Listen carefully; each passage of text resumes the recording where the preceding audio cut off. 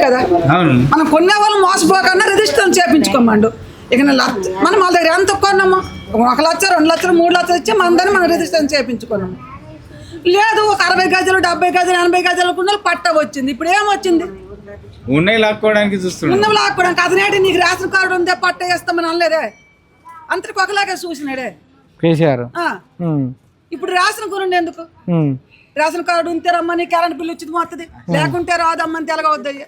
మేము ఓటేసినామా, మేము 8 ఓట్లు వచ్చినాం, మా పిల్లలు మేము, మాకేం రాలే. ఎంతమంది ఉన్నారు మీ జనాభా? మేము 10 మంది ఉన్నాం. 10 మంది ఉన్నారు.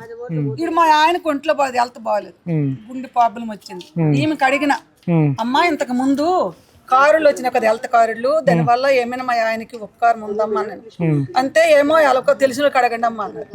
మరి వీళ్ళు తెలిసిన వాళ్ళు కారా, ఫ్రిడ్జ్ ఉందని అడిగినారు, వాషింగ్ మిషన్ ఉందని అడిగినారు, మీ ఇంట్లో ఎంతమంది ఉన్నారని అడిగినారు, భూమి ఉందని అడిగినారు, టీవీ ఉందని అడిగినారు.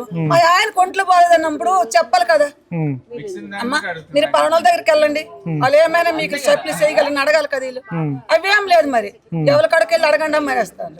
ఏం చెప్తామయ్యి, ఏదో ఇక్కడ మాకు రేషన్ కార్డు ఉంటే మా ఆయన కొంట్లో బాగా ఆరోగ్యశ్రీ కార్డు వస్తే పోనీ ఎక్కడో అతను గుండె ప్రాబ్లం చూపిస్తామని మేము కాస్తూ ఉన్నాం. అది కూడా ఒకరు నెరవేరిస్తే కేసీఆర్ రేవంత్ రెడ్డి గారు మంచిదని అనుకుంటాను.